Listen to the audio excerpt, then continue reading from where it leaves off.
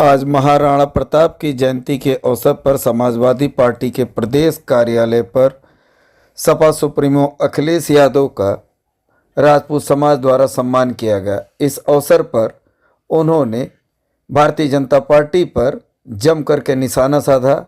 उन्होंने कहा कि चुनावी लिस्ट में जम करके SIR के नाम पर हेराफेरी की गई है और लोगों की भावनाओं के साथ भारतीय जनता पार्टी खिलवाड़ कर रही है। और सबको स्थान मिले, संविधान और लोकतंत्र को और मजबूत करें, उस दिशा में हम सब मिलकर के काम करें। कि 2022 में हम लोगों ने आरोप ये लगाया कि समाजवादी पार्टी के वोटरों के नाम डिलीट किए गए। जब लोग पहुंचे वोट डालने तो पता लगा उनका वोट ही नहीं है वहां पर, और कई लोगों को इधर उधर दूसरे बूथों पे जाना पड़ा। तो दो तरह की जो चीजें थी, केवल दो ही हम चीजें बता रहे हैं अभी, तो और भी कई मैनिपुलेशन किए उन्होंने। एक मैनिपुलेशन किया उन्होंने कि हमारे 2019 में जिन लोगों ने वोट डाला था, जब 2022 में वो वोट डालने गए उनके नाम ही नहीं थे वहां पर, उनका वोट डिलीट कर दिया गया था। जब ये आरोप इलेक्शन कमीशन पे लगाया तो उन्होंने हम पे नोटिस दिया। नोटिस के जवाब में हम लोगों ने एफिडेविट के साथ जवाब दिया। तो जब एफिडेविट के साथ जवाब दिया, एक भी किसी अधिकारी पर कार्रवाई नहीं हुई। उसी काम को बेहतर तरीके से करने के लिए SIR लेकर के आ गए, लोगों को परेशान करने के लिए SIR लेकर के आ गए। और आपने हाल ही में देखा है बंगाल में कि जिनके नाम हटा दिए उसकी वजह से कितने लोग वोट नहीं डाल पाए। वो आखिरकार किसका सॉफ्टवेयर था जिसमें एरर दिखाया गया और जिसकी वजह से बड़े पैमाने पर लोग वोट डालने से रह गए। सुल्तानपुर का, उन्हें मैंने बुलाया, मैंने पूछा कि आप दस्तखत कर लेते हैं, तो पता लगा वो अंगूठा मारते हैं। और सोचिए, टाइप्ड, किसी कंप्यूटर से टाइप किए हुआ पेपर, फॉर्म 7 भरा हुआ, जिसमें दस्तखत किए हुए नंदलाल निषाद के, वही था ना। और वो दस्तखत करना नहीं जानता है। बीजेपी वाले वोट कटवा रहे थे फॉर्म 7 भर करके समाजवादी पार्टी का, हम लोगों ने पकड़ा। कभी आपने पूछा जाके सरकार से सवाल है, इलेक्शन कमीशन से, कि भाई वो लोग फॉर्म 7 भरवा रही थी बीजेपी, आपने क्यों कार्रवाई नहीं की किसी अधिकारी पर? दूसरा, एरवा कटरा में समाजवादी पार्टी के नगर अध्यक्ष के दस्तखत हरा करके समाजवादी पार्टी को वोट काट रहे थे, क्योंकि जिस एजेंसी को ये वोट कटवाने का, फॉर्म 7 भरवाने का काम मिला था, उस एजेंसी को पता ही नहीं था कि नगर अध्यक्ष समाजवादी पार्टी का, जिसका वोट कट रहा है वो समाजवादी पार्टी का है। उन दोनों को मैंने यहां खड़ा किया था, अगर आपको याद हो, और वो उसका वोट बचा लिया था। इलेक्शन कमीशन और अखबार वाले आप लोगों ने इतनी सी खबर निकाली थी, इतनी सी। अगर आईसाइट कमजोर होती तो मिस कर जाते वो खबर भी। और इसी लखनऊ में, सरोजनी नगर में, दशरथ नियम जो कहता है, नियम और कानून जो कहता है कि आप इससे ज्यादा फॉर्म 7 एक दस्तखत से नहीं भरवा सकते हैं।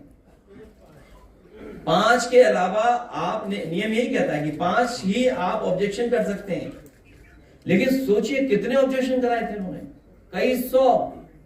और मुझे खुशी है इस बात की, कई पत्रकार साथी वहां पहुंचे थे, मौके पर बातचीत की थी। लेकिन उसके बाद क्या कार्रवाई की? मैंने 3 उदाहरण दिए आपको। 3 उदाहरणों पे अगर कोई कार्रवाई की गई हो तो बताओ इलेक्शन कमीशन को हम क्या माने? इसीलिए कहा मल्टीपल लेयर माफिया काम कर रहा है यहां पर। आपके पास 3 उदाहरण दिए मैंने, और कई हजारों के हम लोगों ने एफिडेविट दिए थे, जहां पर एफिडेविट देकर के ये बताया था कि 19 में था और 22 में उनका वोट काट दिया, वोटर लिस्ट से वोट हटा दिया।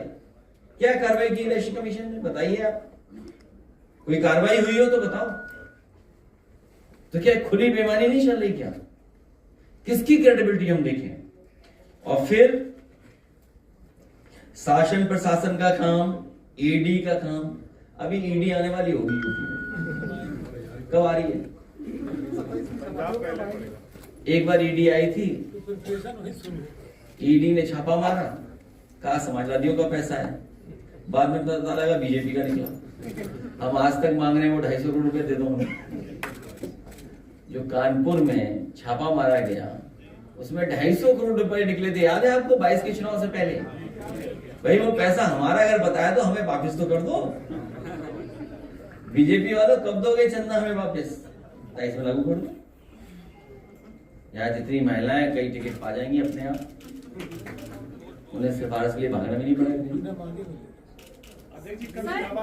क्योंकि वो महिलाओं को आरक्षण देना नहीं चाहते।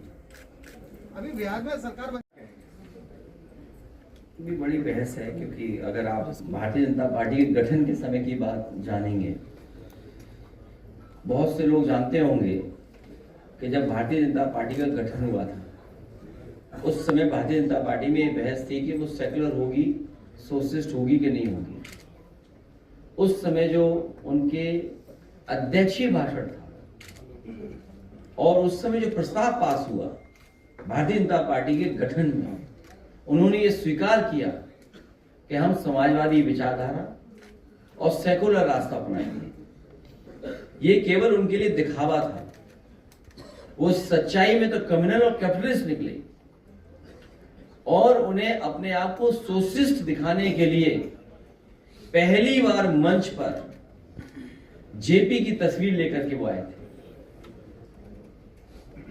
जेपी की तस्वीर को सबसे पहले वो लेकर के तभी आए थे जब उन्हें अपना सोशलिस्ट चेहरा दिखाना था। और जिस तरीके से धन्ना सेठों को, बड़े बड़े सेठ लोगों को अपनी पॉलिसी के माध्यम से लाभ पहुंचा रहे हैं। आज ही के अखबार में निकला है कि जो ऑयल कॉरपोरेशंस हैं या कंपनियां जो सरकार की हैं वो एक महीने में 30,000 करोड़ के घाटे पे जा रही हैं। इसका मतलब यह है कि उस घाटा को पूरा करने के लिए बहुत जल्दी आपकी जेब से पैसे निकालने की तैयारी है। जैसे उन्होंने गैस का सिलेंडर महंगा किया, 7 रुपए छोड़ दिया, वरना 1,000 का तो हो ही गया था। क्या एहसान किया कि 7 रुपए कम कर दिया उन्होंने। और अब डीजल पेट्रोल की कीमत बढ़ने जा रही है। आज ही के अखबार में हम लोगों ने पढ़ा कि कॉरपोरेशंस जो हैं, जो कंपनियां हैं ऑयल की, वो 30,000 करोड़ के घाटे में चल रही हैं पर महीना। तो उस घाटे की भरपाई कौन करेगा? सरकार नहीं करेगी, जनता करेगी, क्योंकि ये मुनाफाखोरी को कम नहीं होने देना चाहते हैं।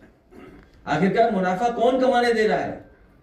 भारतीय जनता पार्टी के लोग मुनाफा कमाने दे रहे हैं। इनको हर चीज बेचनी है। प्लासियो मॉल सरकार का था, याद कीजिए आप। ये जो मॉल है, सबसे बेहतरीन देश का मॉल जो बना है लखनऊ में, ये सरकार का एसेट था। लेकिन इस सरकार के एसेट को किसने बेचा? भारतीय जनता पार्टी ने बेचा। किसान बाजार, जहां पर बड़े बड़े कैफे खुल गए हैं, वो किसानों के लिए किसान बाजार था। उसके बगल में जो होटल बना है वो भी किसानों का था। वो किसने बेचा? आगरा लखनऊ एक्सप्रेसवे या पूर्वांचल एक्सप्रेसवे सरकार के एसेट है। ये सरकार के ईपीसी मॉडल समाजवादियों का दिया हुआ है। ईपीसी मॉडल पे बनी है सड़कें। लेकिन गंगा एक्सप्रेसवे किस पे बना है? बहुत बेकार बना है। दो बीजेपी के नेता आज हमारे बीच नहीं है। दोनों लोग, जब उनके साथ बातचीत हुई तो उन्होंने ये कहा कि हम ये चाहते हैं कि प्रधानमंत्री का क्षेत्र हो गया है तो इसमें बिजली 24 घंटे आ जाए। तो मैंने उससे निवेदन किया कि जब देश में प्रधानमंत्री यूपी से बने हैं तो यूपी का बिजली का कोटा बढ़ा दें जिससे सस्ती बिजली उपलब्ध हो जाए। लेकिन आज तक बिजली का कोटा नहीं बढ़ाया। इन्होंने कोटा नहीं बढ़वाया, ना बिजली बनाई, केवल स्मार्ट मीटर लगा दिए। इन्होंने स्मार्ट सिटी के नाम पर जो पैसा लूटा, लखनऊ में 2 मजदूर सेप्टिक टैंक में गए, दोनों की जान चली गई। बताइए, ये स्मार्ट सिटी है इनका। और इन्होंने जो स्मार्ट मीटर लगाए, हम बधाई देना चाहते हैं महिलाओं को, माताओं को, जिन्होंने उठा करके फेंक दिए सर स्मार्ट मीटर। करवा रहे बीजेपी से मिलकर के, हमें कोई ट्रेंड नहीं कर रहा हो। हमें अपने संसाधन लगाने पड़ रहे हैं वोटर लिस्ट पे नाम ढूंढने के लिए। कई विधानसभाओं में निकले एक ही नाम के न जाने कितने नाम। अगर 5 मिनट बैठो मैं लिस्ट दे दूंगा अभी। आप केरला में कितने नाम निकले, एक ही नाम, डबलिंग है, फादर एंड सन का नेम सेम है। ये देखिए बूथ नंबर 108 में केरला चरथावा में कितने निकल रहे हैं, सेम नाम है। देखिए चौधरी विकास वरेश पाल, चौधरी विकास वरेश पाल, रतन सिंह के नाम के देखिए। अच्छा मैं पढ़ी दूं, ये बेहद